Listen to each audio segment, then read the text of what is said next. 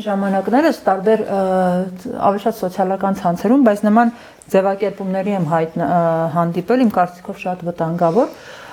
երբ հայ առաքելական եկեղեցուն փորձում են հակադրել հայ քաղաքական ժամանակին դերակատարում ունեցած հայ քաղաքական ուժերի հետ, մոտավորապես այսպիսի կտրվածքով, որ եկեղեցին հանձներ արել ժողովրդի առաջնորդությունը դարեր շարունակ, մինչև 19-րդ դարի վերջ եւ մեծ կատակլիզմներ տեղի ունեցան, մեծ այս կամ այն չափով հայկական ինքնագիտակցության եւ գուցե ոչ ստանդարտ պետականության ձևեր, այնինչ որ կարդացել եմ, այն եկան կուսակցությունները, եկեղեցուց վերցրին այդ ժողովրդի առաջնորդության մանդատը եւ մոտ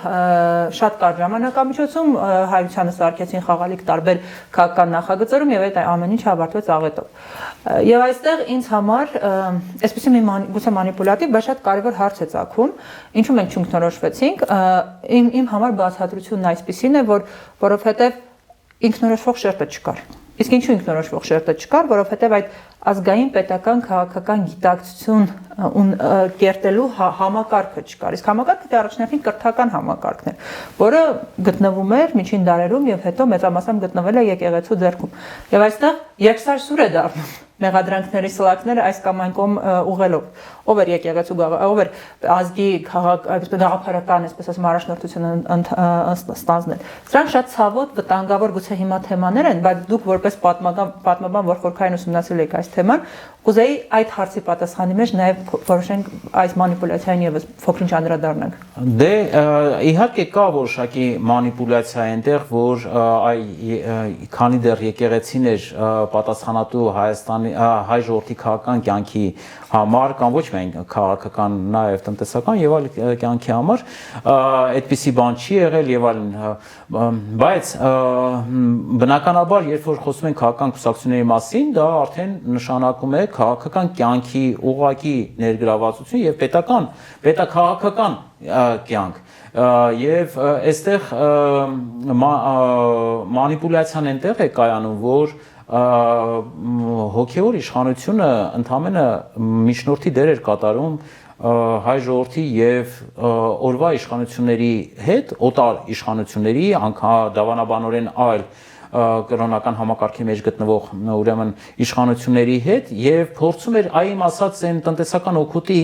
խնդիրը լուծել ընդամենը։ Այդ զանգվածը պետք էր տվյալ կայսրություններին տնտեսական օգուտ ստանալու համար իրենք էին շահագրգռված եւ կար ընդամենը մի խնդիր, որպեսզի քաղաքական հայտ երբևէ չներկայացնեին եւ որի լավագույն կատարողը իհարկե հայ եկեղեցին էր, որովհետեւ ինքն էր հանդես գալիս քաղաքական իշխանության դիրքերից, այո, համարվում էր, որ պետականությունը մենք չունենք եւ պետության փոխարինողը եկել է եկեղեցին, բայց ինքը ինչ էր անում, ինքը ըստ էության օրվա իշխանությունների եւ հայ ժողովրդի տնտեսական իմ նշած էֆեկտը, տնտեսական օգուտի բնակչության, որպեսզի այդ բնակչությունը լեգիտիմ համարի այն իշխանությունը, որը կա, այդ եւ ծառայի այդ իշխանությանը եւ եկեղեցին նաեւ մյուս կողմից էլ փորձում էր լուծել, որպեսզի այդ իշխանությունն էլ բարի աչքով նայի հպատակ ժողովրդին եւ հատկապես կրոնական տեսանկյունից ուրեմն բռնաճնշումների չենթարկի, բայց նաև հետևի, որպեսզի բնականաբար քաղաքական հայտ չներկայացնի, որովհետև դա արդեն իսկ խախտելու էր եկեղեցու պայմանավորվածությունները եւ ընդհանրապես դիրքերը, անգամ տրամաբանորեն իրենք հասկանում են, որ իրենց դիրքերը միանգամից խախտվելու է եւ այլն, բայց ամեն դեպքում հայ ժողովուրդը գնացել է քաղաքական կյանքի կառուցման ճանապարհով եւ ստեղծել է կուսակցությունները։ Ընդ որում դա 19-րդ դարի վերջում բոլոր ժողովուրդների մոտ համատարած այդպես բան էր։ Դա Եվրոպայից կամաց այդ ազդեցությունը փոխանցվում էր դեպի Մերձավոր Արևելք, Առաջորասիա, Մերձավոր Արևելք եւ այնպես չի, որ նույն շրջանում նաեւ դեռևս թուրք չասեմ, ուրեմն Օսմանյան կայսրության մահմեդական բնակչության ուրեմն քաղաքական կազմավորման խնդիրներ եւ որի արդյունքում իհայտ եկավ երիտուրքերի կուսակցությունը եւ այլն, բայց դա ուզում եմ ասել անգամ ոչ միայն այդ եւ ոչ միայն հայ ժողովրդի, բոլոր ժողովուրդների ուրեմն այդ միտումը ուրեմն քաղաքական հայտ եւ քաղաքական ազգային պետությունների կառուցման ինչ որ ծրագիր էր կայսրությունների փլուզման ժամանակ շրջաններ եկել եւ առաջին համաշխարհային պատերազմի ընթացքում գիտենք որ մի քանի կայսրություններ միաժամանակ փլուզվեցին եւ այդտեղ արդեն պետք է ձևավորվեին այդ նոր ազգերը, նոր ազգ պետությունները, բայց այստեղ կարեւոր էր հենց այդ ազգ պետությունների ինչ հիմքի վրա էին ձևավորում։ Հիմա հարցը հետեւյալի մեջ է, բա լավ, հայ ժողովուրդն էլ ըստ էության որդեգրեց են, ընդ որում հայ ժողովուրդը շատ ավելին ուներ, ինքը ուներ պատմական ժառանգություն, որը պետականության երկարատև ժամանակահազարամյակներ ընդգրկող ժամանակահատված էր եւ ուներ տնտեսական կապիտալ։ Մենք խոսեցինք, որ այդ հիմնական առաջի գործոն ներուժը նաեւ բավարարում էր, որ եւ այդ տեսանկյունից ուրեմն ինչի չհաջողեցին, որովհետեւ ինքնորոշման գործընթացի մեջ իրենք պարտություն կրեցին, իրենք չինքնորոշվեցին։ Այ Մամեդ Սարգսյանը այս առումով ճիշտ է, բայց ինչի չկարողացան ինքնորոշվել։ Այս հարցի պատասխանը իմ կարծիքով, այո, կապված է որակյալ որոշակի շերտի փոքր գոյությամբ, քիչ գոյությամբ։ Այնպես չի, որ չկային նույն ժամանակաշրջանում ինչ որ առանձին գործիչներ, որոնք խոսում էին հայ ժողովրդի ինքնուրույն կազմակերպման մասին եւ այլն, բայց ընդհանուր առման որակյալ մեծամասնությունը քաղաքական հարաբերությունների մեջ գտնվող մարդկանց մեծամասնությունը ի վերջո ուժը տեսնում էր այլոց մեջ, իրենից դուրս, օտարի մեջ եւ չմոռանանք, որ դրան նախորդել էր նաեւ որոշակի ժամանակահատված, որտեղ իսկապես քաղաքական ծրագրերը հենց այդպես էին կազմել, Իսրայելորի եւ այլն։ Նկատի ունեմ նախորդ դարաշրջաններում, գաղափարաբանությունը ընդհանուր առմամբ, Տաթևացած եկած փիլիսոփայությունը դեռևս օտար քրիստոնեացիներ իշխանի օտարների հետ մենք առավել էլ կարող ենք գնալ ունիթորներ, հակաունիթորներ շարժում եւ այլն, երբ որ եղած խնդիրների հետ կապված սեփական ուժերը գտնում են, որ բավարար չէ եւ պետք է այլոց ուժերին ապավինել, օտարների ուժերին ապավինել, ասածս նա է, որ այս տեսանկյունից երբ որ նայում ենք, հասկանում ենք, բա լավ, ինչը թույլ տվեց, որ այդ ճանապարհով շարժվեն։ Իմ կարծիքով հիմնական խնդիրը հենց այնտեղ է, որ այն մարդիկ, այն գործիչները, որոնք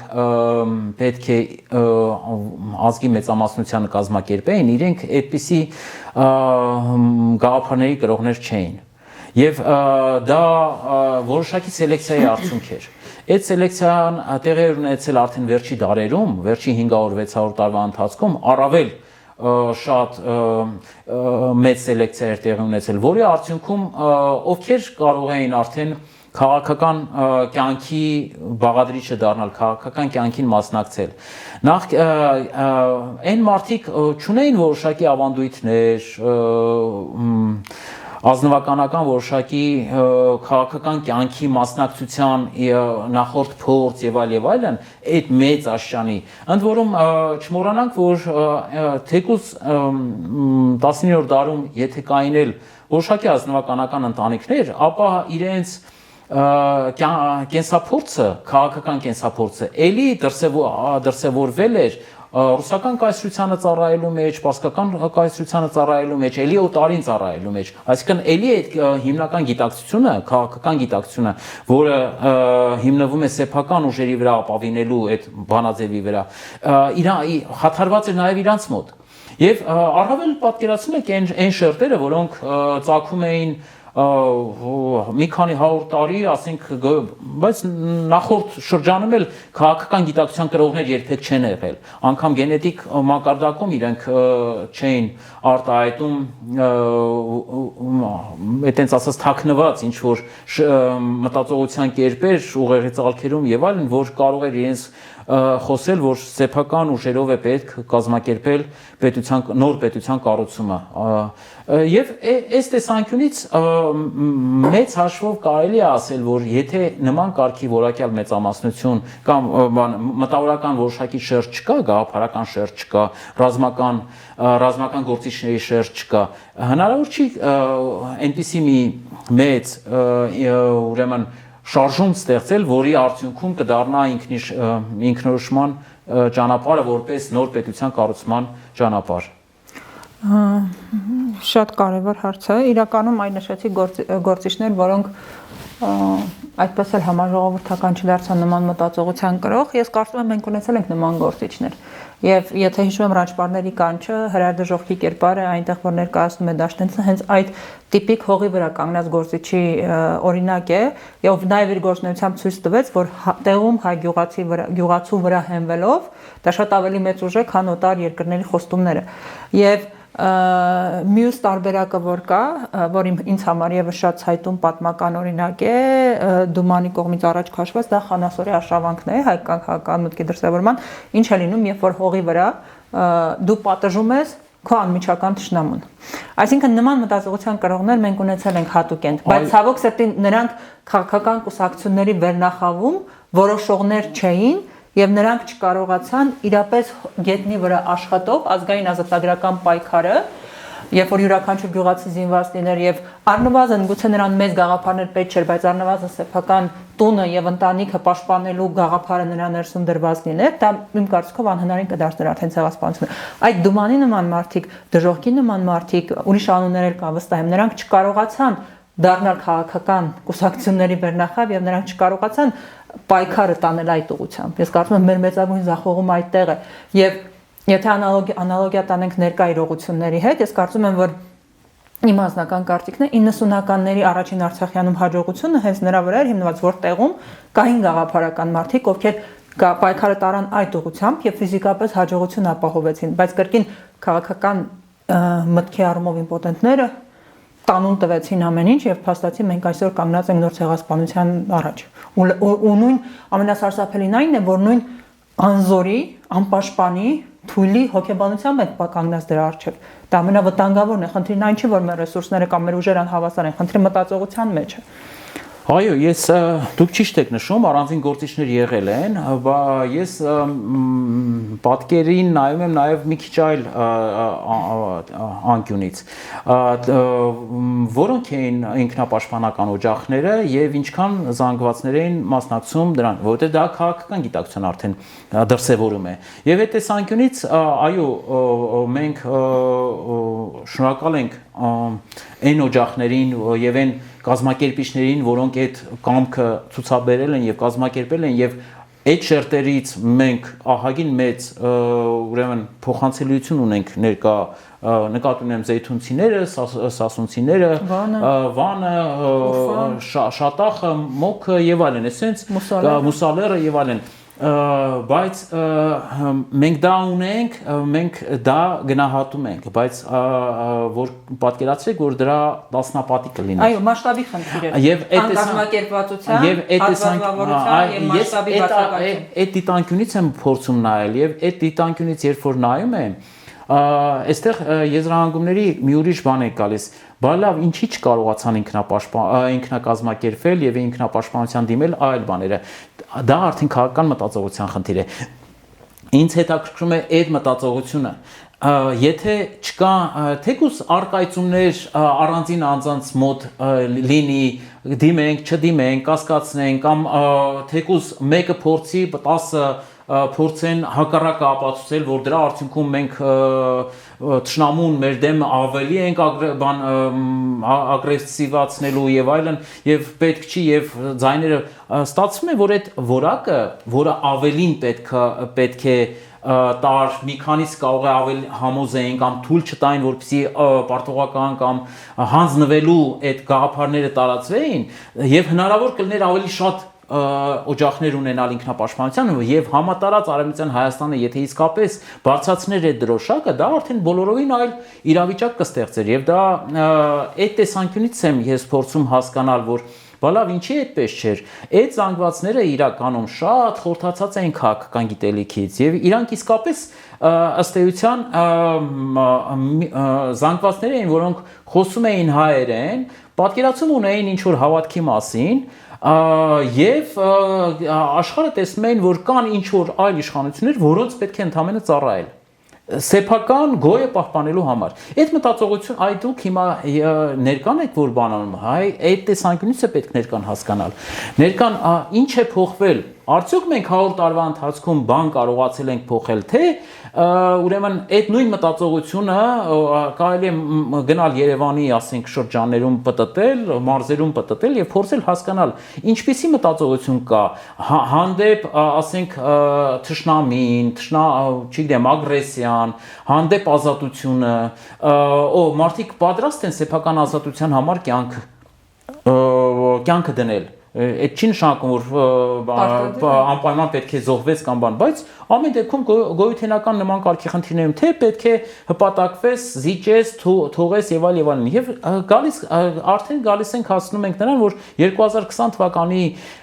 պարտությունը մեծ հաշվով այո կանխորոշված էր, որովհետեւ այն գիտակցությունը, որ վերջի 25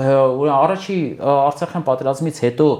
ուրեմն հատկապես 2000-ականներից այս կողմ սերմանվել էր, թե աշխարհի կառուցվածքը ինչպիսին է, հարաբերվելը այլ պետությունների հետ ինչպիսին է, Արցախի անվտանգության երաշխիքները որտեղ են ընկած, այդ թվում արդեն Հայաստանի միջոցով Հայաստանի անվտանգության երաշխիքները որտեղ են ընկած, դաշնակիցների հետ կապված պատկերացումները, օտարների ընդհանրապես աշխարհի տերությունների դասավորումների հետ կապված եւ այլն, բոլորը բերելու էր նրան, որ կան ինչ որ տերություններ, որտեղ իրենք երաշխավորում են, մենք մեր գործը, ասենք, վայելելն է եւ քրեոլիգարխան, ասենք, այդ ուրիշ կերպ չես էլ կարող բան անել, ինչ ինքնավստահությամբ պետք է դու քո անվտանգության ամեն ինչը հանձնես եւ սկսես վայելքներին տրվել, այդ վայելելն է եւ հիմա էլ տեսնում ենք ներկա կառավարողների, ասենք, մտածողությունը եւ այլն, որը նույնքան առավել ուրեմն մեղադրելի է, որ այդ մարդիկ ընդհանրապես հանրության մեջից հանում են ամեն տեսակ դիմադրելու մտածողությունը, ամեն տեսակ, այսինքն ինչ որ քո շուրջ կատարում է, շատ նորմալ է, պետք է հարմարվել, սա հպատակի, սա ճորտի մտածողություն է, նման մտածողությամբ երկարատև ռազմավարական տեսանկյունից հնարավոր չի պետություն գոյություն ունենա։ Ուղղակի անհնար է։ Ֆիզիկապես հնարավոր չի գոյություն։ Ես ընդհանրապես եմ ասում, պատկերացրեք, որ իզուր չեմ բերում այդ օրինակները, այնպես ինչպես 1915 թվականի դեպքերի ժամանակ տարբեր բաներում ինքնապաշտպանություններ տեղի չէին ունենում, դա մտածողության բաներ։ Այնպես էլ վաղը մյուս օր թշնամին արտաքին ագրեսիայի դիմի Հայաստանի Հանրապետության դեմ, երբ որ մարդկանց մտածողությունը այնտեղ է, որ ուժը սա է,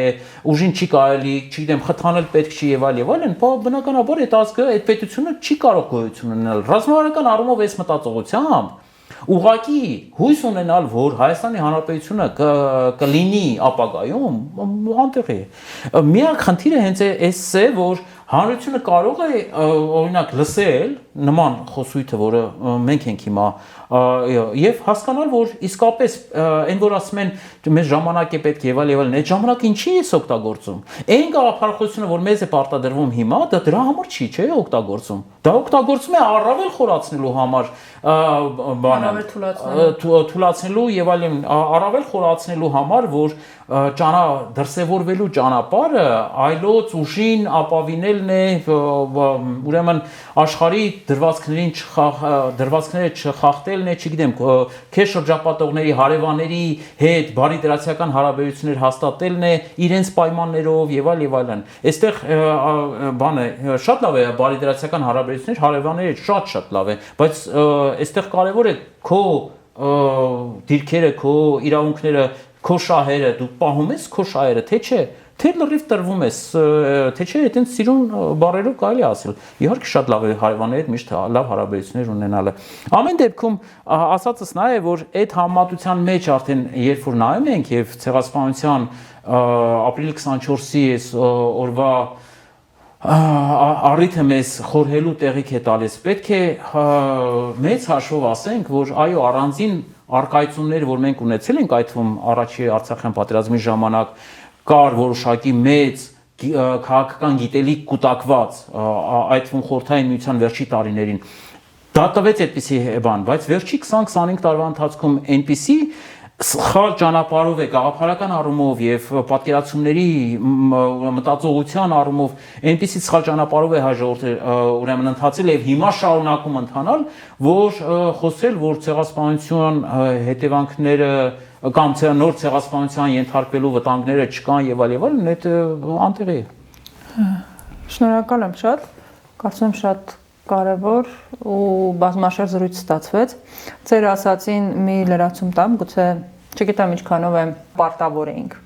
եւ դրա արդյունքում ենք կորցրել ամեն ինչ։ Եվ այսօր էլ նույնն է։ Մենք ցանկացած հայ ժողովուրդը իր պատմության ցանկացած շրջանում, երբ որ ընդունել է իրեն պարտադրված պատերազմը եւ պայքարը, նա միշտ տվել է կորուստներ, բայց նրա կորուստները եղել են շատ ավելի քիչ, հարյուրապատիկներ անգամ քիչ, քան երբ առանց պայքարի որոշել է ենթարկվել իրեն իշխողների կամքին։ Ընդ որում դրա օրինակները կան դեռ միջնադարից եւ հետեւողական եկել եւ այսօր հասնում են այսօր։ Ես մի կոնկրետ օրինակ ասեմ, որ շատ ավելի པարզ լինի։ Մենք այսօր Թալինի շրջանը ասում ենք սասունցիներ են, ճիշտ է բնակվում։ Սասունը ամենաշատ ապստամբած շրջանն է հայկական լեռնաշխարհում, ամենաշատ։ Կոմպակտ սասունցիները բնակվում են Թալինի շրջանում։ Եկեք ես անգամ տասնյակ շրջաններ ասեմ հայկական լեռնաշխարհի, որի մասին ընդհանրապես որևէ տեղեկություն չկա։ Ինչի՞։ Կոթորվել են բոլորը, որովհետև չեն տեսեք անգամ դիմադրության այլ օջախ վանեցիների մասին, Վանի ինքնապաշտպանությունն այսօր շատերը իրենց ծագումը եւ այլն, բայց այսօր գնանք Դերջանի մասին ասեմ, չգիտեմ, տարբեր sense, դա անգամ կարող է չլսեք, ամբողջական գավառներ են եւ այդ բնակչությունը կոտորվել է, ցեղասպանվել է, որովհետեւ չի դիմադրել։ Դիմադրածները